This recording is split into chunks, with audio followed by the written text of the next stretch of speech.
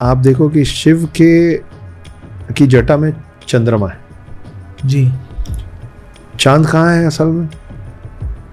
पृथ्वी से बाहर, पृथ्वी से स्पेस में। हाँ है ना? हाँ। तो ब्रह्मांड जो स्पेस है उसका डिपिक्शन मुझे लगता है कि शिव जी के चांद से होता है कि ये भी मेरे पास है।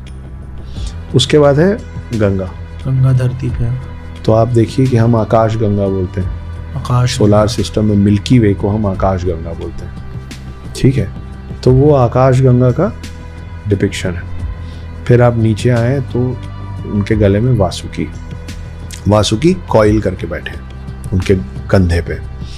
तो कॉइल करके बैठे हुए हैं मतलब कि स्थिरता भी उतनी है, वो खुद भी स्थिर है, लेकिन उनके ऊपर एक ऐसा विशैला नाग जिसको वासुकी कहा गया है, जिसको नागों का राजा बोला गया है ना, और उनके कंठ में जहर है, इनके खुद के कंठ में जहर है।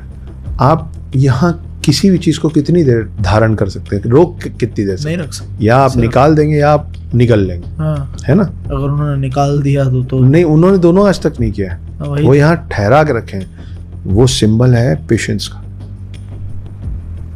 वो सिंबल है पेशेंस का, जो आप और मैं कर ही नहीं सकते कि यहाँ। तो आप सोचिए कि कितनी सारी ऐसी बातें हैं जो हम हलक से उतारना नहीं चाहते हैं क्योंकि हमारे में जहर फैल जाएगा, और हम बोलना नहीं चाहते हैं क्योंकि हमारे मुंह से वो निकलेगा तो कहीं किसी का नुकसान हो जाएगा, लेकिन हम कब तक रख पाते?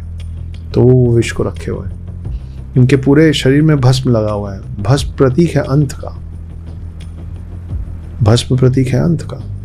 आप उसके नीचे आइए, उन्होंने जो छाल ओढ़ रखा है, शेर की छाल, है ना? हाँ। तो शेर की छाल ओढ़े हुए मतलब कितनों के सेवियर हैं वो। ठीक है, उसके बाद उनका जो वाहन है वो है नंदी प्रतीक है इंतजार का।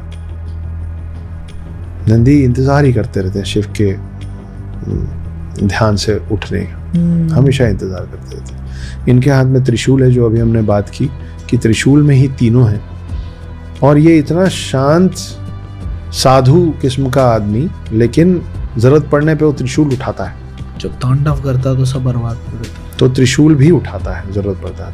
तो ऐसे नॉन वायलेंट है, मुस्कुरा के भोले भंडारी हैं, असुरों को भी वरदान दे देते हैं, लेकिन जब जरूरत पड़े तो फिर नाश भी कर देते हैं। आप उनके फिर वो जिस एक पत्थर पे बैठे हैं, उस पत्थर को आप समझिए पृथ्वी, कि वो पृथ्वी पे उनका वास है।